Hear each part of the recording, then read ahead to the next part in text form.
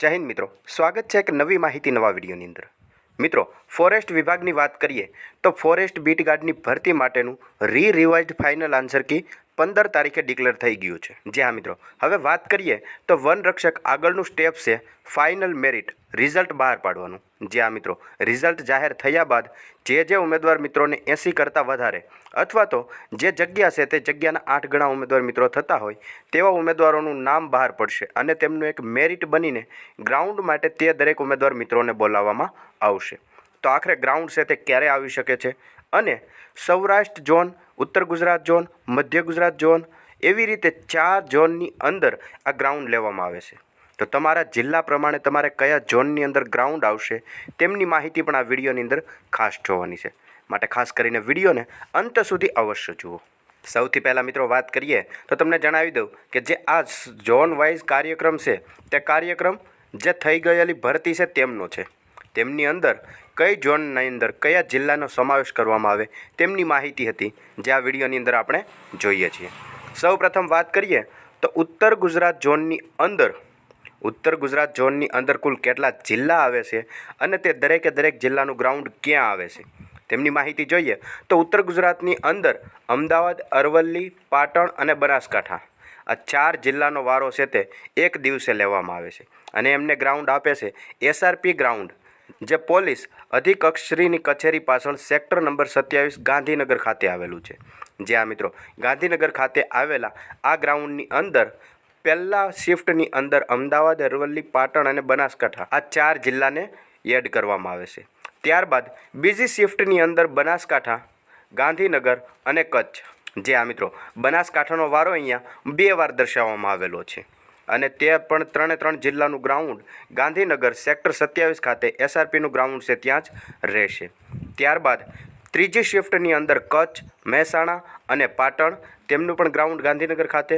પછી પાટણના જે અમુક ઉમેદવાર મિત્રો બાકી રહી ગયા હોય તે અને સાબરકાંઠા આ 2 જિલ્લાનો વારો ફરી વખત આ જ ગ્રાઉન્ડની અંદર એટલે કે ઉત્તર ગુજરાત ઝોનની અંદર લેવામાં આવી શકે છે।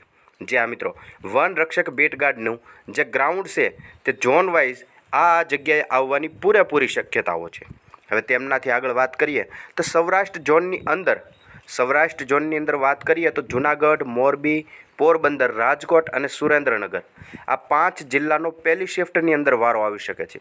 અને વાત કરીએ તો police parade ground Bilkha road ઉપર જે ગ્રાઉન્ડ છે પોલીસ પરેડ માટેનું જૂનાગઢ ખાતે ત્યાં આ સૌરાષ્ટ્ર ઝોનનું ગ્રાઉન્ડ આપવામાં આવે છે।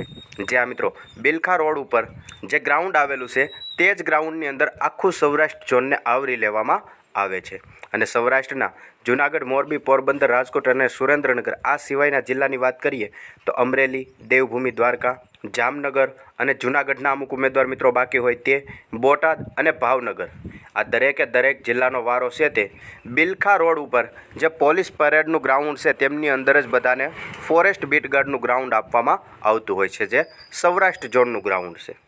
ત્યારબાદ આગળ વાત કરીએ તો મધ્ય ગુજરાત ઝોનની વાત કરીએ તો મધ્ય ગુજરાત ઝોનની અંદર વડોદરા, છોટા ઉદેપુર, દાહોદ, ખેડા, આણંદ, પંચમહાલ અને મહીસાગર આ તમામ જિલ્લાનું ગ્રાઉન્ડ છે તે એસઆરપી ગ્રાઉન્ડ પંચમહાલ ડેરીની પાસે જે ગોધરામાં આવેલું ગ્રાઉન્ડ છે તેમનો જિલ્લો પંચમહાલ છે તે ગ્રાઉન્ડ ખાતે તેમનું ફોરેસ્ટ બીટ ગાર્ડનું ગ્રાઉન્ડ લેવામાં આવી શકે છે। જે મધ્ય ગુજરાતના જિલ્લા છે તેમની વાત અહીંયા કરવામાં આવેલી છે।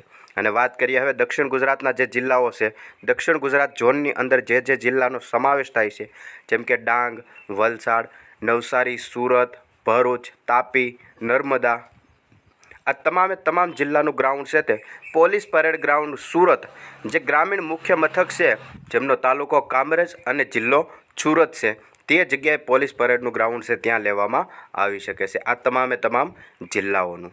જે આ મિત્રો આવી રીતે 4 ઝોનની અંદર ફોરેસ્ટ બીટ ગાર્ડનું ગ્રાઉન્ડ લેવામાં આવશે। હાલ તો જે ફાઇનલ રિઝલ્ટ બાદ એક કટ ઓફ જાહેર કરવામાં આવશે। કટ ઓફની અંદર પહેલા રાઉન્ડમાં જે ઉમેદવાર મિત્રો સિલેક્ટ થશે જેમને સારા માર્ક હશે જે સિલેક્ટ થશે તેમને આ 4 ઝોનની અંદરમાંથી કોઈ પણ એક ઝોનની અંદર જિલ્લા પ્રમાણે તેમને ગ્રાઉન્ડ આવી શકે છે। તો આ ગ્રાઉન્ડની મુલાકાત તમે લઈ શકો છો અથવા તો મેપમાં પણ ચેક કરી શકો છો કઈ રીતનું ગ્રાઉન્ડ છે તે તમે બધી માહિતી અત્યારથી પણ ચેક કરી શકો છો। બની ત્યાં સુધી આ 4 ઝોનની અંદર આવી જ રીતે ફોરેસ્ટ બીટ ગાર્ડનું ગ્રાઉન્ડ આપવામાં આવતું હોય છે। પરંતુ આ ભરતીની અંદર કઈ રીતનું હોય તે તો હવે ગ્રાઉન્ડ જ્યારે આવશે ત્યારે ખબર પડશે. બાકી જો આ જ રીતે હશે તો આ 4 ઝોનની અંદર જે જિલ્લા આવે તે જિલ્લા પ્રમાણે 4 ઝોનમાં તમારો વારો આવી જશે. જ્યાં મિત્રો તદુપરાંત આવી વનરક્ષકને લગતી મહત્ત્વની અપડેટો જોતા રહેવા માટે હમણાં ચેનલને સબસ્ક્રાઈબ જરૂરથી કરી લેજો.